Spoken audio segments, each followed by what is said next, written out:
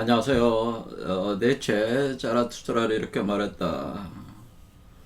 오늘도 지난 영상에 이어서 2부 19자 예언자에 대해서 진행을 하겠습니다.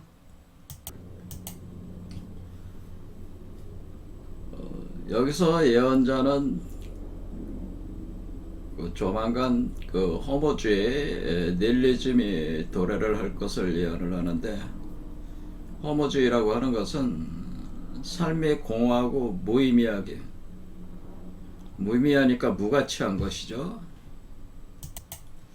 그런 상황은 마치 무덤이라고 하는 것은 사망과 음부, 그러니까 죽음과 그 여자의 자궁 속에 갇혀서 태어나질 못하는 거죠. 그것이 무덤으로 상징되는 건데, 이 사망과 음부 속에서 사는 것과 같은 상황이다, 그런 겁니다. 이와 같은 상황이 인류에게 도래를 한다고 하는 거죠. 꽤 긴 시간 유지가 된다고 하는 겁니다. 그리고 나서 짜라스트라가 바로 꿈을 꾸게 되는데, 그 꿈 속에서 허무주의에 오염된 짜라스트라가 깊은 절망 속에서 바로 무덤 속에 들어가서 그 무덤에서 이버맨시로 부활하면서 거듭나는 꿈을 꾸게 되는 거죠. 이 꿈의 내용 자체가 그 성경 바이블에 나오는 예수가 골고다 언덕에서 죽어서 그 아래에 있는 무덤 속에서 3일 동안 있다가 부활하는, 거듭나는 그러한 내용과 거의 대응되는 그런 내용들로 구성되어 있기 때문에 그 성경의 영향이 굉장히 깊이 스며들어 있다고 하는 거죠. 자라스트라, 바로 니체의 사고에는. 그래서 이 꿈의 내용을 그 제자가 이제 해석을 해주게 되는 겁니다. 자신이 가장 사랑하는 제자가 해석을 하게 되는, 해서 알려주게 되는 거죠. 그래서 이 꿈의 해석을 자라스트라가 듣고 이 꿈의 의미가 무엇인지 깨닫게 되는 거예요. 깨닫게 되고 나서 하는 얘기가 이제는 마지막 구절들이기 때문에 그 내용을 읽어보도록 하겠습니다.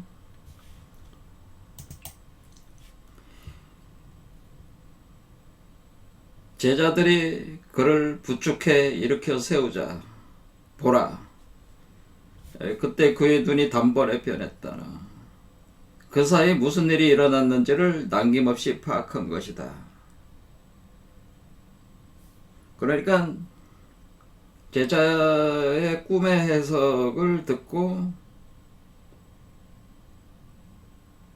그 제자들이 부축해 일으켜 세우니까 그때 짜라투라가 각성을 하거든요. 번뜩거리면서 각성을 했다는 거예요. 그래서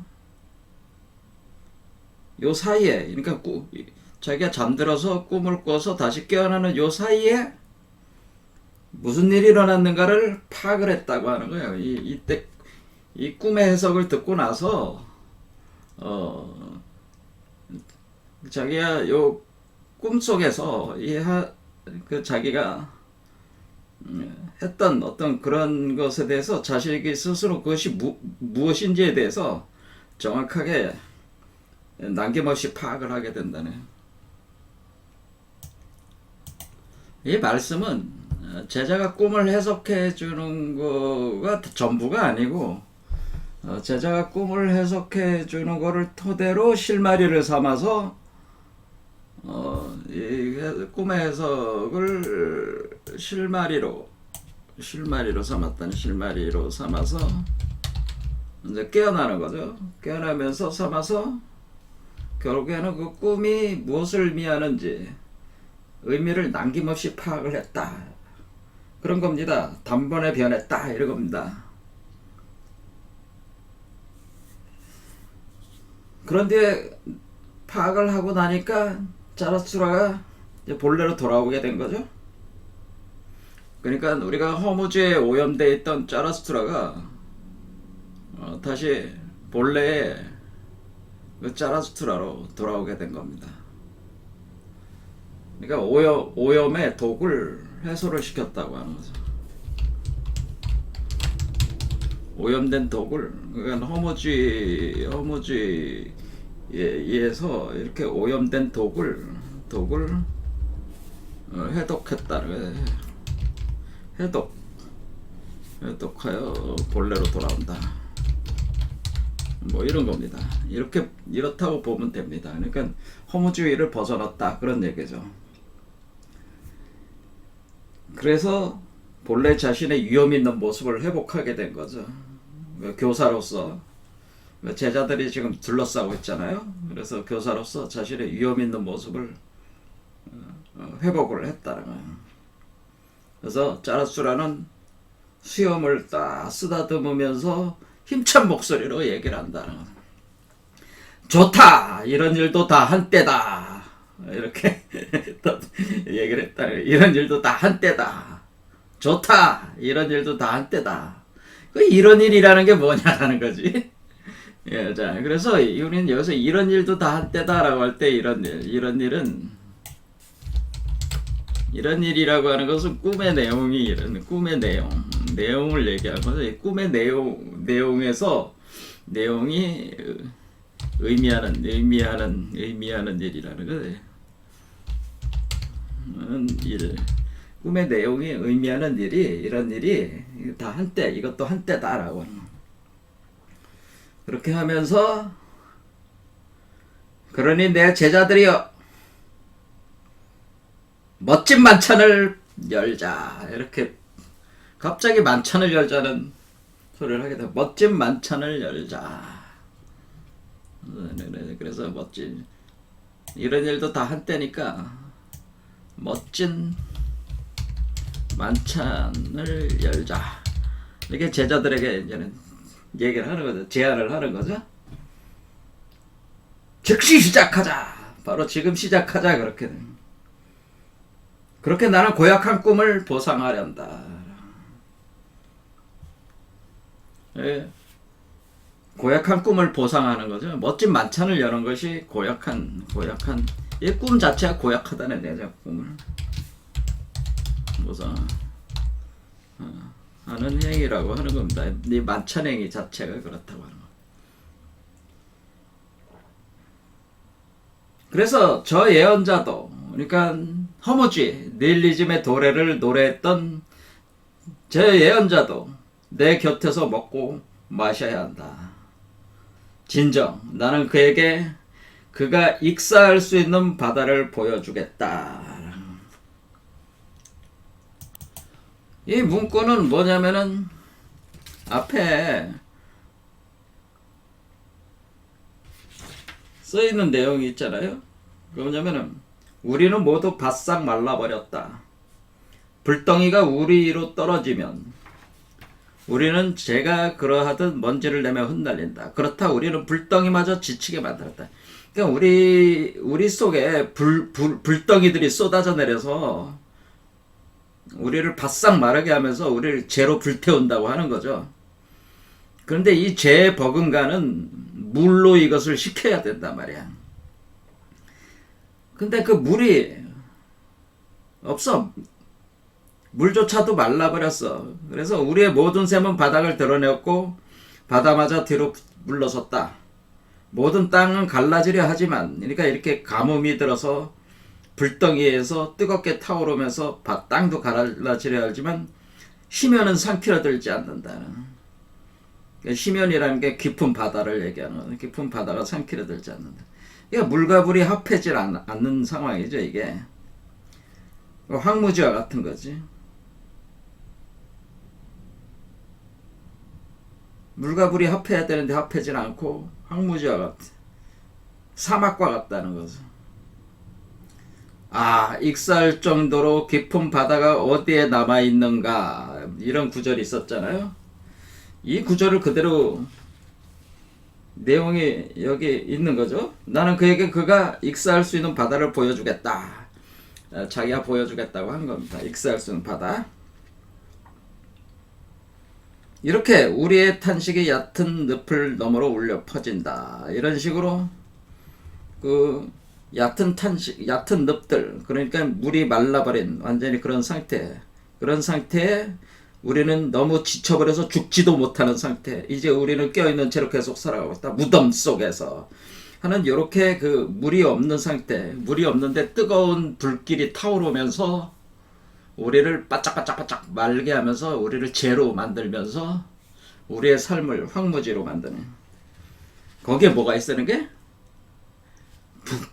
물이 필요한 거죠. 물. 그래서 우리가 물과 성령으로 거듭나야 된다, 그런 표현이 있잖아요. 그거와 이제 같은 거로 생각하면 돼요. 그러니까 물과 성령으로 성령 거듭난다. 또 다른 표현으로는 물과 불로 거듭난다, 이런 표현이 있기 때문에 이 불이라고 하는 것이 바로 성령의 불이라는 걸 알 수 있어요. 성령이 바로 불이라고 하는 걸 알 수 있어요. 불이 들어오는데 이 물과 불이 합해야 된단 말이에요. 이게 물과 불이 합해야 되는데 합하지 않은 상태에서 서로가 서로를 쳐내는 상태가 돼버리면은 이게 새로운 탄생, 거듭나게 하는 것이 불가능하게 되기 때문에 이 물이 필요한 거란 말이에요. 그래서 익사할 수 있는 예언자마저도 익사할 수 있는 바다를 보여주겠다라고 하는 것은 그 뜨거운 태양 불덩이들을 중화시킬 수 있는 그런 바닷물을 보여주겠다, 그런 표현이라는 거죠. 물과 불을 합한다, 그런 뜻입니다. 역시 이것도 거듭나는 개념이 있는 거죠. 자라투라 이렇게 말했다. 그런 후에 그는 꿈 해몽자 역할을 했던 제자 얼굴을 한참 바라보았다. 머리를 저어가면서. 자, 그래서 오늘 이제 볼 내용은 뭐냐면은 멋진 만찬을 열자라고 하는, 멋진 만찬을 열자, 이 표현을 보라고는. 여기서 이런 일도 다 한때다. 그러니 내 자자들이여 멋진 만찬을 열자. 즉시 시작하자. 그렇게 나는 고약한 꿈을 보상을 하련다. 이 표현이 있었어요. 그래서 우리는 이 멋진 만찬이 무엇을 의미하는가를 오늘 같이 파악을 해서 제가 설명을 해보려고 하는 거죠. 오늘 진행을 해보겠습니다. 멋진 만찬을 같이 열자네요. 우리 꿈을 꾸고 났는데 제자들하고 멋진 만찬을 열자. 고약한 꿈에 대한 보상이다, 그렇게 했습니다. 그러니까 이건 꿈의 내용과 관련이 깊어요. 만찬이 무엇을 의미하냐? 사실은 이것은 역시 바이블적인, 거기서 또 채용을 해온 거예요. 사실은 니체가 멋진 만찬은 뭐냐면은 성만찬이죠. 성만찬이라는 게 있습니다.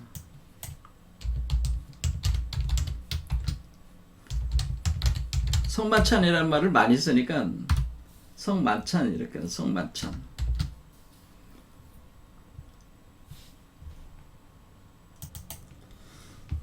성만찬은 The Holy Communion이라고 하는, 또는 영어로 유콜리스트라고 하는, 유콜리스트 성만찬. 성만찬을 뭘 가지고 하니까 우리가 카톨릭에서 의식을 해가잖아요. 성만찬을 포도주와 빵으로 하는 거죠. 빵과 포도주로 하는 거.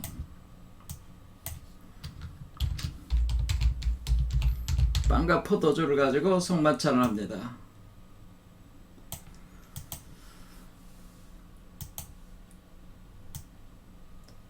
자, 우리는 여러분들이 왜 이렇게 성만찬을 하는가 그거를 알아야 되는데, 여러분들이 예언자의 그 첫 전반부에서 뭐라고 돼 있었냐면은, 우리는 물론 추수를 했다 이렇게 되죠. 추수를 했다. 우리는 물론 추수를 했다라고 합니다. 추수를 했는데, 하지만 열매는 모두 썩었다. 이런 표현을 했어요. 우리가 허무주의 상황을 뭐라고 얘기했냐면, 이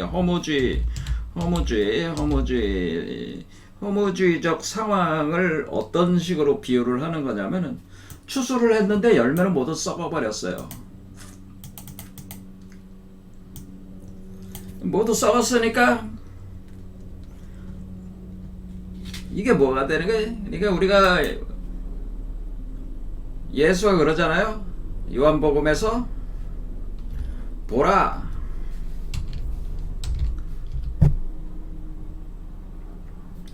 들판이 휘어졌노라. 휘어졌도다. 들판이 휘어졌도다. 추수할 때가 가까웠느라.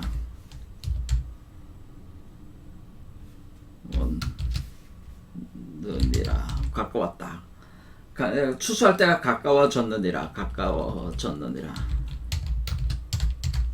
이렇게 보라, 들판이 휘어졌도다. 추수할 때가 가까워졌느니라. 자, 그 문장을 제가 좀 더 정확하게 인용을 하기 위해서 요한복음에서 가져왔습니다. 너희가 넉 달이 지나야지 추수할 때가 이르겠다 하지 아니하느냐. 내가 너희에게 이르노니 눈을 들어 밭을 보라. 휘어져 추수하게 되었도다. 이런 표현을 했다. 넉 달이 지나서 추수할 때가 이르겠다 하지 않았느냐? 그건 너희의 얘기고, 너희의 입장이고, 예수 입장에서 지금이 바로 추수할 때가 되는. 근데 왜 넉 달이 지나야지 추수를 할 수가 있는데 왜 지금 추수를 한다고 하는 것이냐? 이거에 대해서는 예수 강의가 또 돼버리니까 제가 설명을 안 하겠습니다. 여러분이 이것에 대해서 화두로 한번 생각해. 왜 예수가 이런 말을 했을까? 왜 넉 달이 지나야 추수할 때가 이르겠다 하지 않았느냐? 그런데 내가 너에게 이르노니 눈을 들어 밭을 보라. 휘어져 추수하게 되었도다 할 때 넉 달이란 말을 왜 굳이 앞에 있는 이 문장을 여기다가 써놨겠느냐? 이런 거에 대해서 여러분들이 한번 생각을 해보세요. 알려드리진 않겠습니다. 알아서 연구를 해보세요. 저는 아는데 여러분들한테 또 얘기를 해주면은 얘기를 다 해드리면은 오히려 별로 가치가 없는 것 같아요. 이렇게 요즘 와서 제가 많이 느끼는 게 그런 겁니다. 이게 다 해석해 줄 필요가 없는 것 같아요. 네, 그런 게 있습니다. 이제 어쨌거나 눈을 들어 밭을 보라 휘어져 추수하게 되었도다 라고 하는 이같이 영적인 추수를 얘기한다는 거죠. 그런데 요거와 관련이 있습니다. 이런 내용들과 관련이 있는데 요게 꿈의 내용과 관련이 있어서 제가 얘기를 하는 거다. 이 꿈과 근데 왜 이런 얘기가 나오는 거냐? 왜 이 추수 얘기가 왜 나오는 거냐라는. 왜냐면은 추수를 해야지 추수한 밭을 보라 휘어져 추수하게 되었다니까 밀밭이잖아요. 밀을 추수를 해야지 빵을 만들 거 아니야. 그렇잖아요? 밀을 추수를 해야 빻아서 가루로 만들어 가지고 빵을 제조를 할 수 있지 않겠습니까? 그러니까 추수를 먼저 해야죠. 그런데 추수를 했는데 모두 썩었어. 그럼 빵이 안 나오는 거잖아요. 그렇죠? 그 다음에 어떤 표현이 있냐면 여기서 예언자 여기 우리의 포도주는 독이 되었으며 라고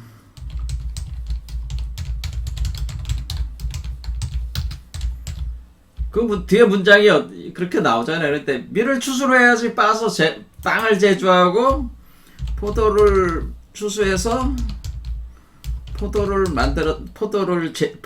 제조를 했더니 독포도주가 되었다. 이런 얘기잖아요. 그러니까 밀을 추수를 해서 빵을 제조하는데 밀이 썩었어. 밀알이 썩었다. 밀알들이 썩은 상태야. 썩었다라고 하는. 그러니까 이게 빵을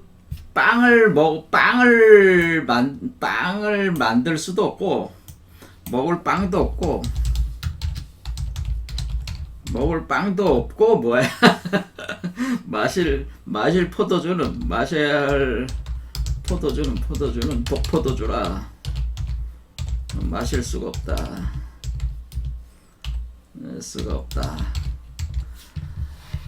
이런 상태라는 거죠. 그러니까 이게는 만찬이, 그러니까 그러면 우리가 추수를 할 때 우리가 그제 추석 때 그때 추수를 해서 핵곡식을 가지고 떡과 술을 빚잖아요. 우리 한국에서는 이게 뭐지? 이거 추석에서 그지? 떡과 술을 빚어가지고 빚어서 떡을 만들고 술을 빚어가지고 우리는 그 추석 때 같이 만찬을 벌이잖아요. 집에서. 그렇죠. 근데 이렇게 추수를 해서 이렇게 돼야 되는데 지금 열매가 모두 썩어가지고 밀알이 뭐 다 썩어가지고 이거 빵도 못 만들고 독포도주밖에 안 나왔으니까 이게 뭐야? 이게 이제는 만찬이 안 되는 거지. 이게 만찬이 안 되는 거라. 그러니까 이게 만찬이 안 됩니다. 그래서 성만찬을 열 수가 없다 그런 상황이죠. 근데 지금 만찬을 열겠다고 하는 것은 무슨 뜻이에요? 만찬을 지금 이 표현 자체가 이게 내용 자체가 막 이렇게 얽혀 있기 때문에 여러분들한테 지금 해석해 드리는 게 왔다 갔다 합니다. 만찬을 열 수 있다는 거예요. 멋진 만찬을 열자 이렇게 했잖아요. 멋진 만찬을 열자 이렇게 했으니까 이제는 제대로 된 추수 밀알이 제대로 결실을 맺었고 포도주도 이제 독포도주가 아니고 제대로 된 포도가 알이 맺어졌으니까 이제 만찬을 열 수가 있다고 하는 거죠. 그러니까 지금 뭐냐면은 우리가 이 꿈이라고 하는 것이 지금 허무주의를 극복한 거잖아요. 허무주의. 그러니까 우리가 허무주의의 죽음 속에서 부활한 거잖아요. 부활. 뭘로 부활한 거예요? 유보맨시로 부활한 거네. 맨시로 우리 인간이 유보맨시로 부활을 한 거란 말이에요. 부활을 한 것은 그 원래 그냥 허무주의 죽음 속에 있으면은 밀알이 썩어버리고 포도주도 독포도주가 돼버리는데 허무주의 죽음을 이기고 나왔기 때문에 제대로 된 결실물들이 맺어지는 거 아니겠어요? 그러니까 유보맨시로 부활했다고 하는 것은 제대로 된 결실물들이 이제는 만들어졌다고 하는 겁니다. 그러니까 우리가 죽어서 부활한다고 하는 것은 제가 뭐라고 말씀을 드렸습니까? 예, 우리 몸속에 나무가 있다, 생명나무가 있다고 그랬잖아요. 생명나무와 지식의 나무가 있다. 생명나무, 지식의 나무의 결실들이 제대로 맺어지면은 그것이 빵과 포도주를 만들 수가 있는 거죠.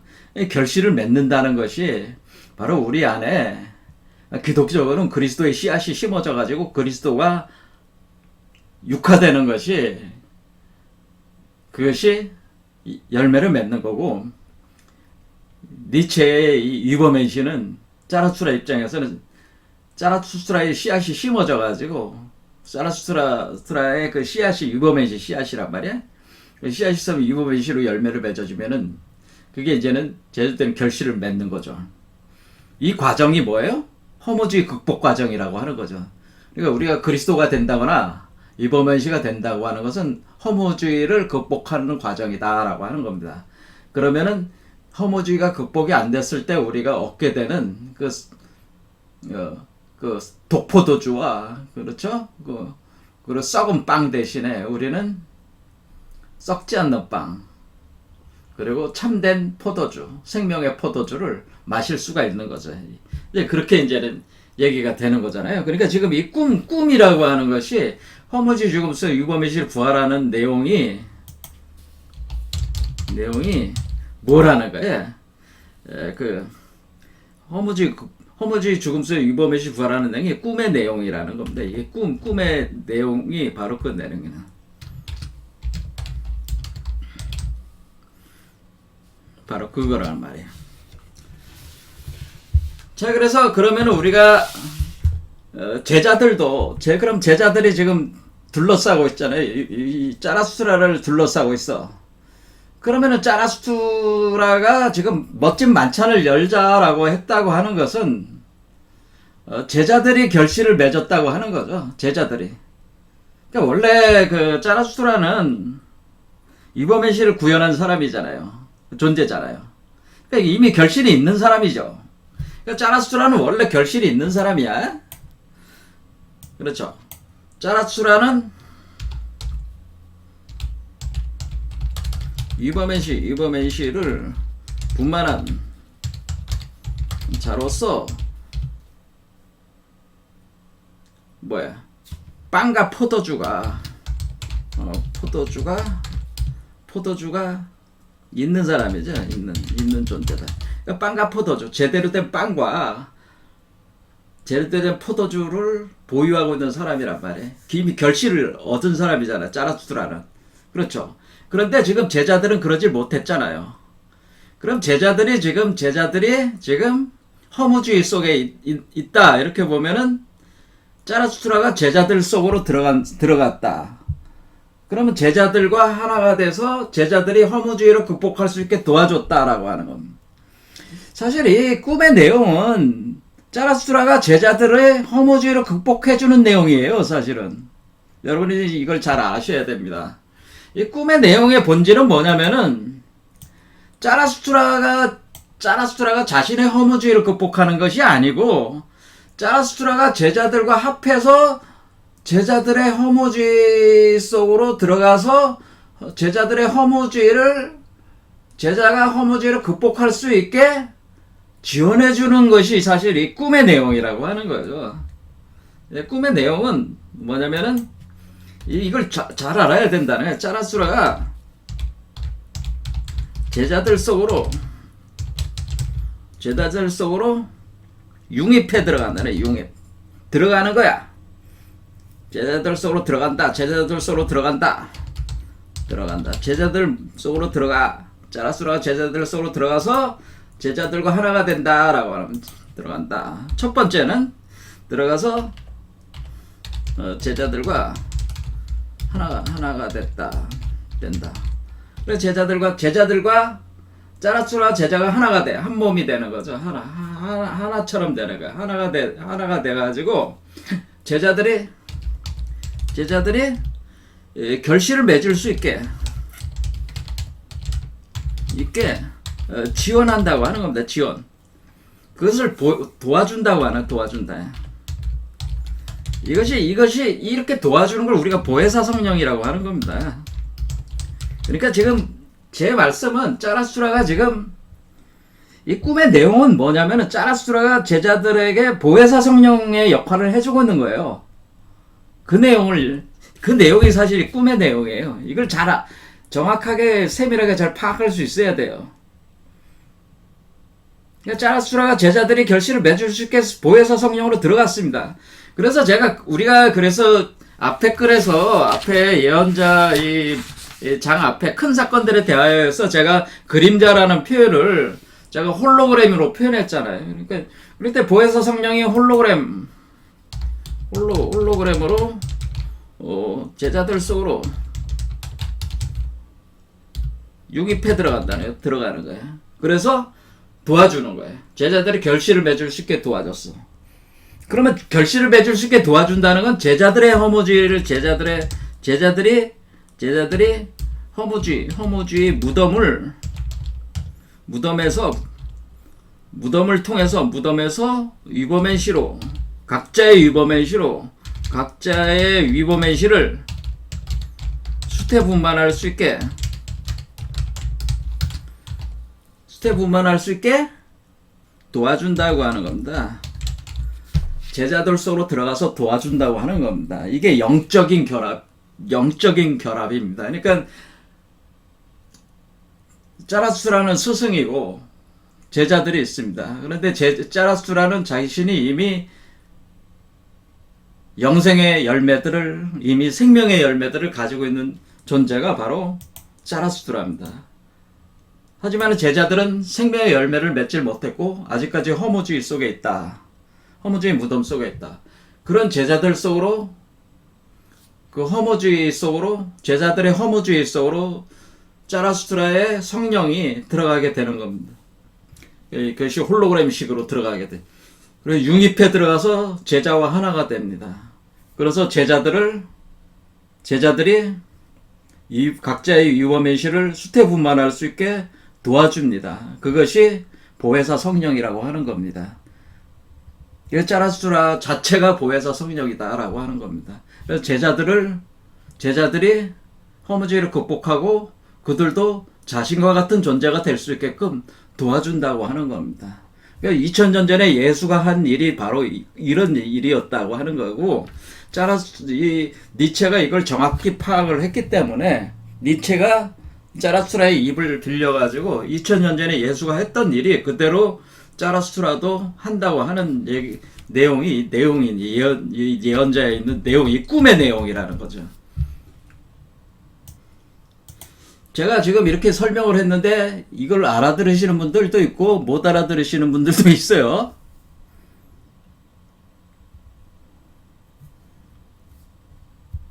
이 꿈의 내용을 다시 한번 잘 읽어보세요. 알아들으신 분도 있고 못 알아들으신 분도 있다고 제가 얘기를 했습니다. 이거는 그렇게 쉽게 알아들을 수 있는 내용이 아닙니다. 그러니까 못 알아들으시는 거에 대해서 자책하실 건 아니고 여러분 자신이 아직은 그걸 알아들을 정도의 단계는 아니라고 그거 인정할 수밖에 없는 거죠. 조금 더 고생 좀 하셔야 된다 그런 얘기입니다. 알아들으시려면. 자, 그러면은 이거에 대해서 그럼 다시 전체적으로 이거를 성경을 가지고 인용을 하면서 설명을 해보도록 하겠습니다. 자, 우리가 성만찬을 한다는 것은 뭘 가지고 한다고요? 원래 짜라수트라는 빵과 포도주가 온전히 있는 사람이죠. 존재죠. 근데 제자들은 원래 썩은 열매만 생산을 했단 말이에요. 허무주의 속에 빠져 있었단 말이에요. 근데 제자들 속으로 짜라수트라가 들어가서 제자들과 영적으로 한 몸이 되면서 제자들도 위버맨시라는 열매를 성취할 수 있게끔, 생명의 열매를 성취할 수 있게끔 짜라수트라가 보혜사 성령으로 지원을 해주고 도와준다라고. 그래서 그들도 역시 열매를 얻었기 때문에 이렇기 때문에 만찬을 할 수가 있다는. 그래서 멋진 만찬을 열자 이 얘기가 왜예요? 내가 제자들을 보혜사 성령을 통해서 제자들을 내가 그 생명의 열매를 맺을 수 있게끔 내가 도와줬다. 그래서 너희들이 생명의 열매를 맺을 수 있는 상태가 되었다. 그러니까 우리는 멋진 만찬을 열 수가 있다고 하는 겁니다. 그래서 멋진 만찬을 열자 이런 얘기를 하게 되는 거란 말이죠. 즉시 시작하자. 그렇게 나는 고약한 꿈을 보상하련다. 이 고약한 꿈이면 뭐예요? 짜라수트라는 지금 제자들의 몸속으로 들어가서 그들의 허무주의를 극복해줘야 되는데, 그들의 허무주의를 극복해주는 보혜사 성령 역할을 할 때는 제자들과 한 몸이 되고 한 마음이 되는데, 그때 제자의 허무주의가 짜라수트라에게는 하나의 도구로 작용을 하겠죠.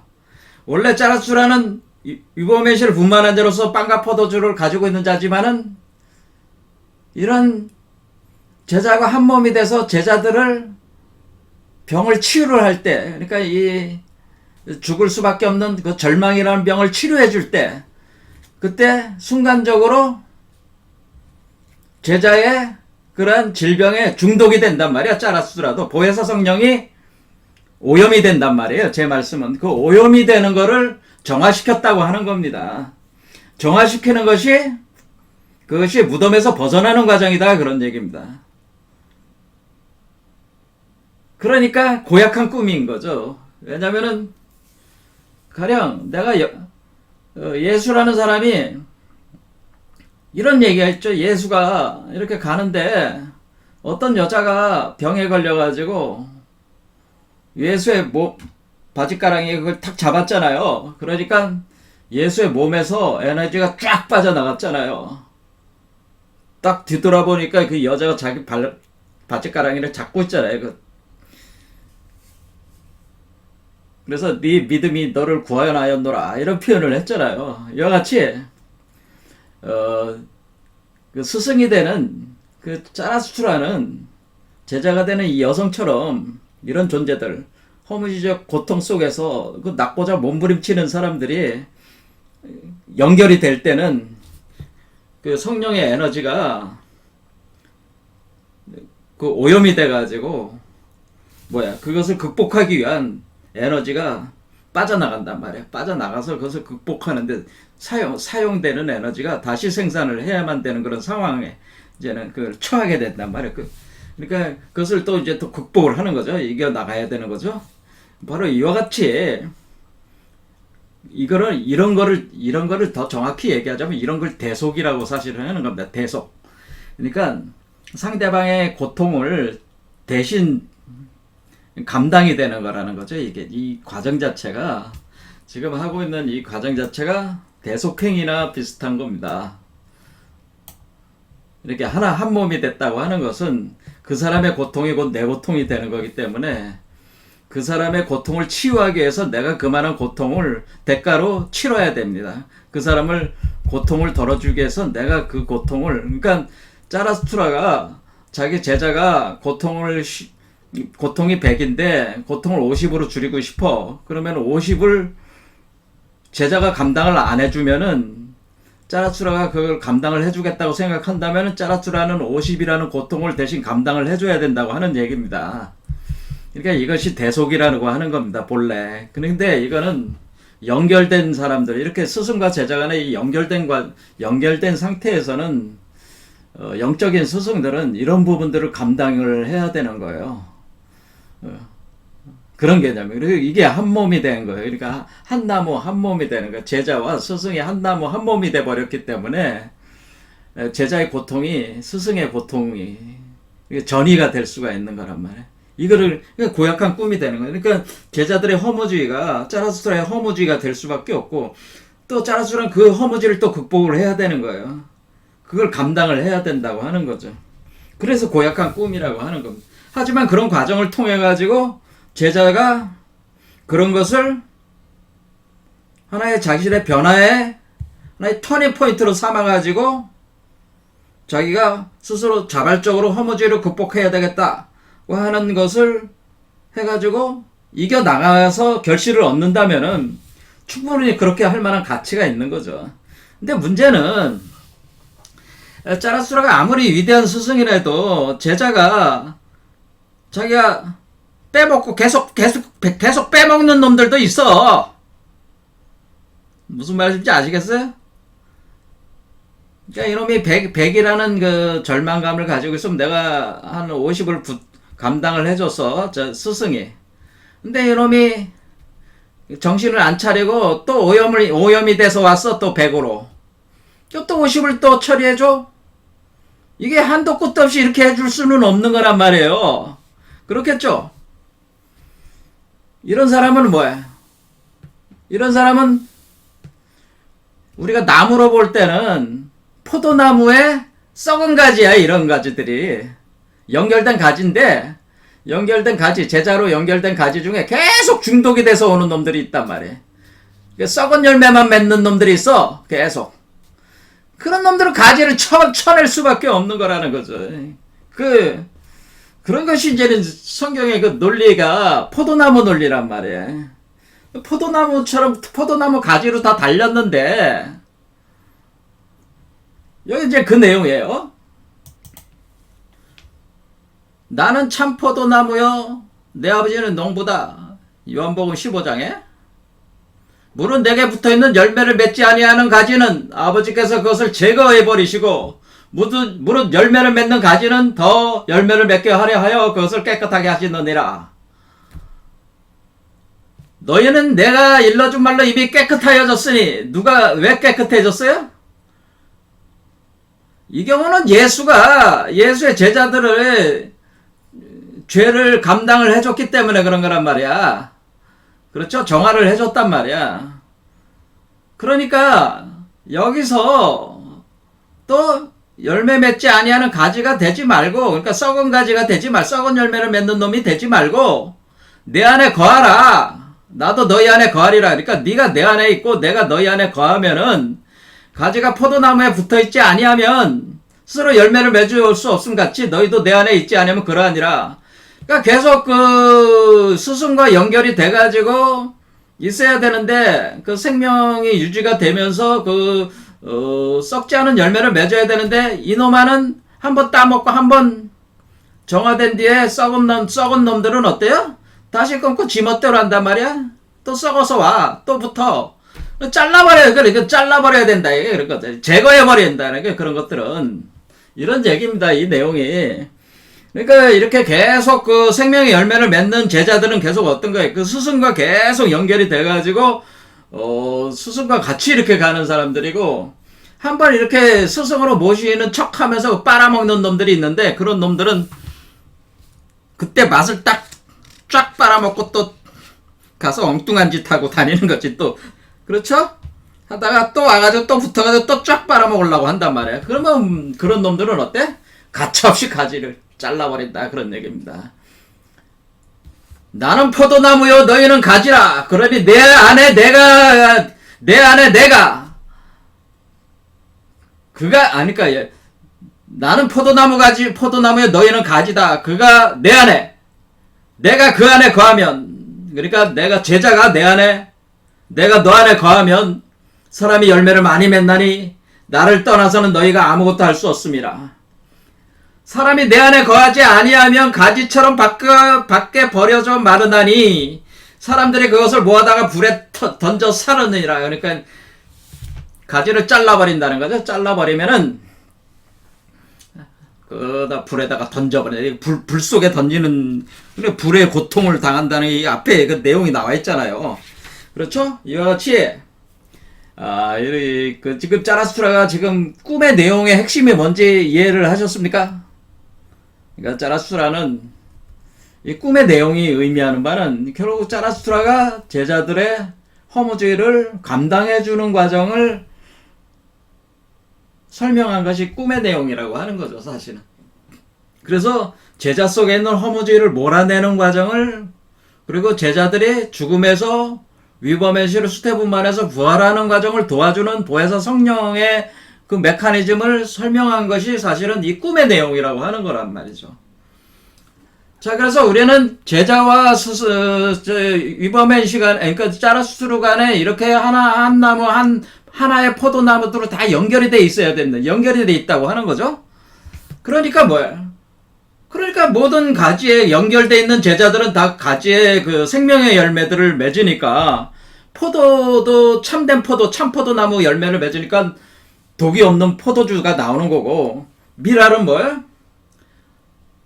쭉정이가 아닌 제대로 된 썩은 열매가 아닌 썩지 않은 열매가 나오니까 빵을 만들 수가 있는 거 아니에요? 그러니까 이걸 가지고 이제 만찬을 한다고 하는 겁니다. 이걸 가지고 이런 개념이라는 거죠. 자, 그러면은 그 전에, 그럼 이렇게 허무주의에 빠져 있는 존재들은 원래 이렇게 생명의 열매를 맺거나 포도주를 맺질 못했단 말이에요. 그럼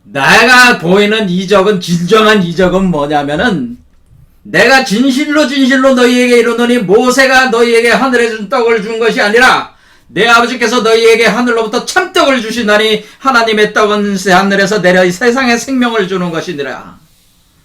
그들이 이르되 주여 이 떡을 항상 우리에게 주소서. 이건 뭐야? 원래 이 유대인들은 사막, 그래서 뜨거운 태양, 불덩이 속에서 이 떡을 먹고 버텼잖아.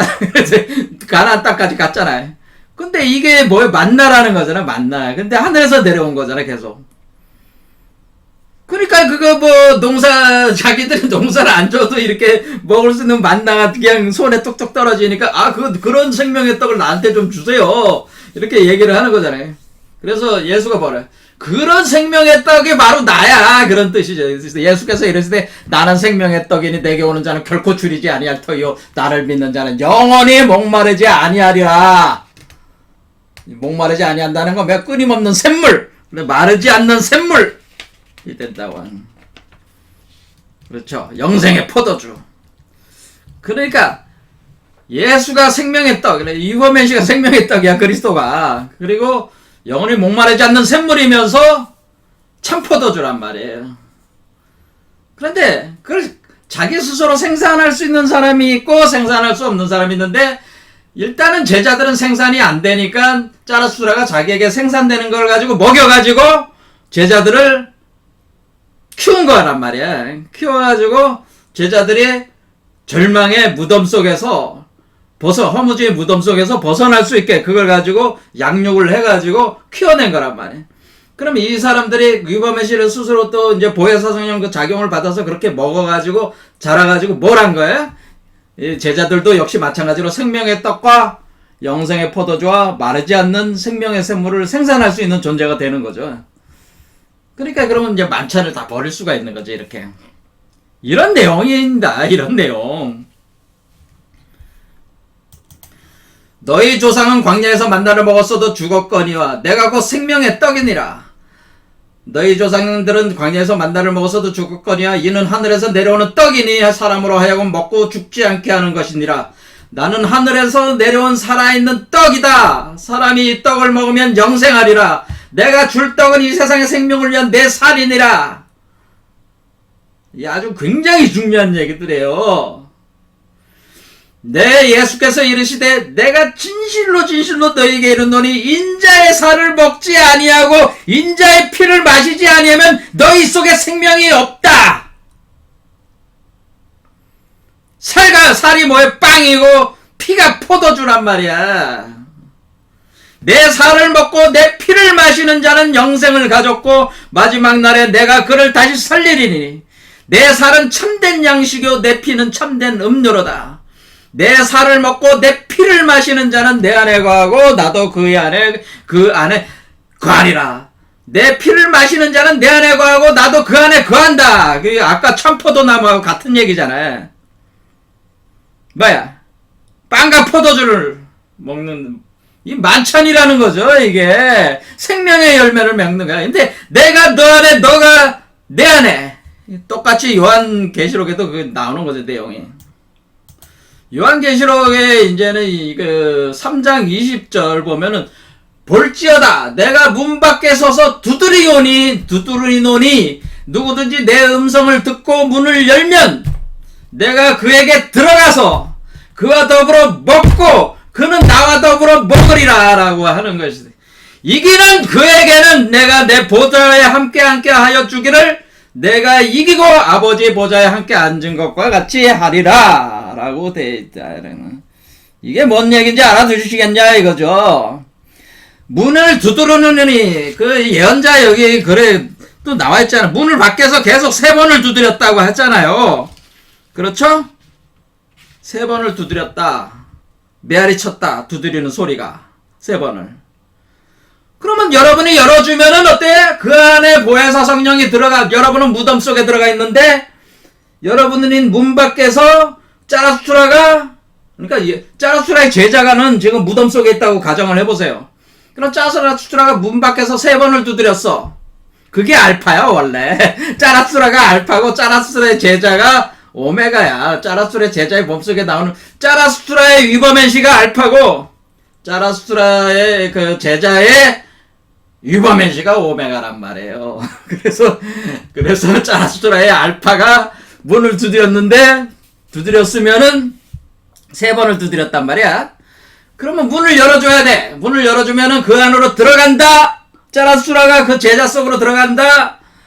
그러면은 제자에게 뭐를 하는 거예요? 짜라수라가 자신의 피와 살을 먹여준다. 빵과 포도주를 먹여서. 그렇죠? 그러면은 나는 그와 더불어서 먹고 그는 나와 더불어서 같이 먹어. 그러면은 그 자신이 무덤 속에서 나와가지고 자라서 나와서 성장을 하면서 열매가 또 그 자신도 어때? 짜라수라의 제자도 위버맨시 열매를, 생명의 열매를 맺어. 그러면 그걸 또 나눠 먹는 거지 또. 그렇죠? 그래서 그렇게 되면은 이기는 그에게는 내가 내 보좌에 함께 앉게 해준다는 건 짜라수라의 제자도 바로 위버맨시를 수태분만 한다고 하는 건. 이게 기독교적으로 따지면 이 제자도 그리스도가 된다고 하는 겁니다. 그리스도가 돼서 그리스도가 하나님과 하나가 보좌에 함께 앉아 있다는 건 뭐야? 하나가 됐다는 뜻이야. 하나가 됐듯이 하나다라고 하는 겁니다. 그러니까 짜라수라의 위버맨시나 제자의 위버맨시나 같은 개념, 같은 위버맨시기 때문에 하나다, 하나의 존재다라고 하는 겁니다. 그런 얘기인데 어쨌든 간에 이렇게 결국에는 빵과 포도주라고 하는 건 뭐겠어요? 그것은 바로 짜라수라의 피와 살을 얘기를 하는 겁니다. 그러면은 제자들도 뭐예요? 제자들과 짜라수라 같이 변하는 그 과정에서 위버맨시 수태분만 하게 되면 그 피와 살을 뭐 때문에 생긴 거예요? 위버맨시를 생산해서 태어나게 하는 과정에서 피와 살이 만들어지는 거 아니겠어요? 왜냐면 위버맨시를 육화를 해내야 되니까. 위버맨시의 몸을 만들려면 위버맨시를 구성하고 있는 피와 살이 피가 있어야 되는 거 아니에요? 피덩이라고 하는 거잖아. 피덩이. 살을 만드는 거잖아요. 그와 같이 피와 살이에요. 피와 살. 그래서 살이 바로 빵이고, 살이 빵이고, 피가 포도주란 말이야. 그래서 그거를 먹인단 말이야. 먹여서 길러가지고 그 사람도 피와 빵과 포도주를 생산할 수 있게 된단 말이야. 제자들도. 그러니까 그렇게 되면 다 만찬을 열 수가 있는 거죠. 이렇게 제자들과 함께. 바로 이건 뭐겠어요? 내가 너 안에, 너가 내 안에. 이 문구란 말이야. 내가 너 안에, 너가 내 안에. 그래서 내가 너 안에 들어가서 너의 허무주의 속에 내가 너의 허무주의에 오염이 돼버렸어. 내가 너 안에 들어간 현상이란 말이에요. 너의 허무주의를 내가 극복할 수 있게 도와주는 거죠. 그 과정 속에서 내가 힘이 떨어져, 빠져. 내게도 고통이 있어. 그 고통을 감당을 하는 게 그게 대속이란 말이에요. 근데 짜라수라의 제자들을 대속하고 있는 거예요, 사실은. 이 과정 자체가. 그걸 잘 아셔야 돼요. 그렇게 해서 고약한 꿈이라고 하는 겁니다. 그러면 이렇게 뭔가 이렇게 제자들로 하여금 이 무덤 속에서 그 위버맨시를 부활해서 이렇게 나올 수 있게 하는 메커니즘을 짜라수라가 어떤 방식으로 이것을 진행을 하고 있는가, 그 메커니즘에 대해서 감이 오십니까? 자, 감이 오신 분은 굉장히 영적으로 탁월하신 분이다, 그런 겁니다. 안 오신 분은 뭐 할 수 없어. 고생 좀 하셔야지. 뭐 어떻게